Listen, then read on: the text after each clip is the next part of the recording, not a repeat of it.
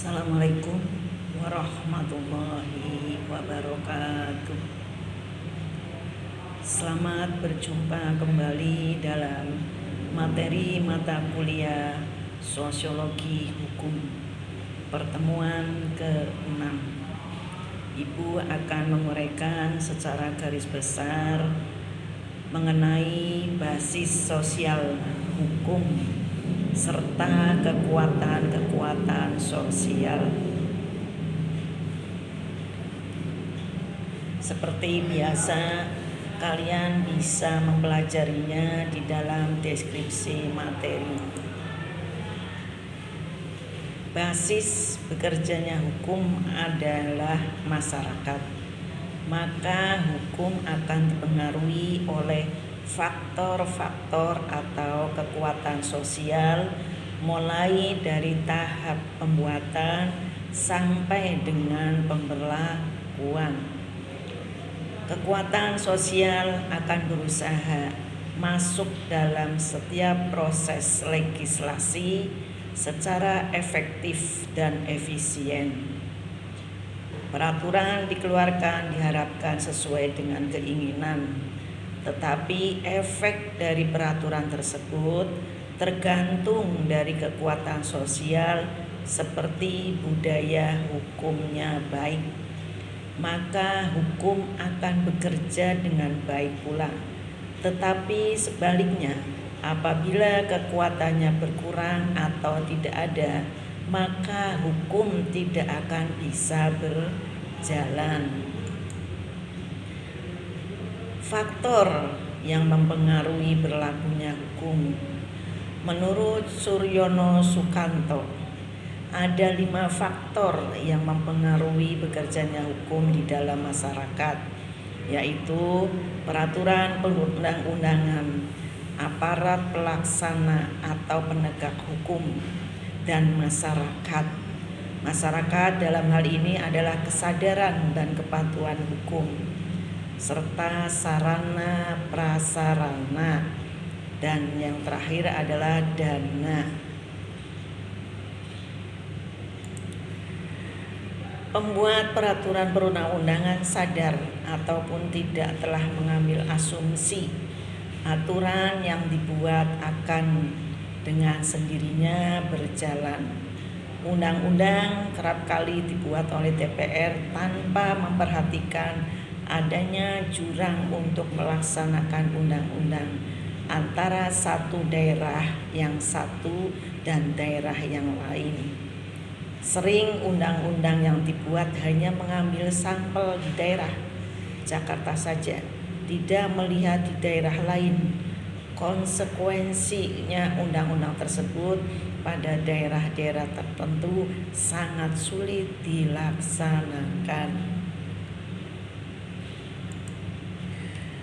Sebagai contoh dalam Undang-Undang Perlindungan Anak, anak diharapkan tidak bekerja sejak kecil, sedangkan untuk di daerah pantai, untuk jadi seorang nelayan, seorang harus berusaha menyesuaikan dengan laut sejak kecil. Maka wajar apabila seorang anak tersebut sejak kecil sudah membantu keluarganya atau bekerja di pantai sebagai nelayan. Faktor penegakan hukum. Di setiap lini penegakan hukum, aparat dan pendukung penegak hukum sangat rentan dan terbuka peluang praktek korupsi atau suap. Hal ini juga wajar jika dilihat gaji atau upah yang diterima oleh para penegak hukum sendiri sangat rendah, bahkan belum tentu mencukupi untuk kebutuhan keluarga. Oleh karena itu, seharusnya kesejahteraan aparat penegak hukum lebih utamakan.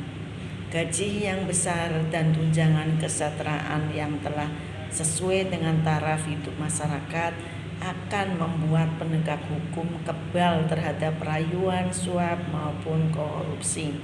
Tentunya gaji dan tunjangan yang besar harus diikuti dengan punishment yang tegas terhadap ini. Masyarakat dan budaya hukum. Kebudayaan pada dasarnya mencakup nilai-nilai yang mendasari hukum yang berlaku. Nilai-nilai mana merupakan konsepsi-konsepsi abstrak mengenai apa yang dianggap baik dan apa yang dianggap buruk. Kebudayaan Indonesia merupakan dasar atau mendasari hukum adat yang berlaku. Hukum adat tersebut merupakan kebiasaan yang berlaku di kalangan rakyat banyak. Akan tetapi di samping itu berlaku pula hukum tertulis, yaitu perundang-undangan yang dibentuk oleh golongan tertentu dalam masyarakat yang mempunyai kekuasaan wewenang untuk itu. Fasilitas dan sarana prasarana. Secara sederhana, fasilitas dapat dirumuskan sebagai sarana untuk mencapai tujuan. Ruang lingkupnya adalah terutama sarana fisik yang berfungsi sebagai faktor pendukung. Apabila sarana dan prasarana sudah ada, maka faktor-faktor pemeliharanya juga memegang peranan yang sangat penting. Memang seringkali terjadi bahwa suatu peraturan perundang-undangan diberlakukan padahal sarana pendukungnya belum tersedia lengkap. Peraturan yang semula bertujuan untuk memperlancar suatu proses malahan mengakibatkan terjadinya kemacetan. Demikianlah uraian secara garis besar pertemuan ke-6. Terima kasih. Wassalamualaikum warahmatullahi wabarakatuh.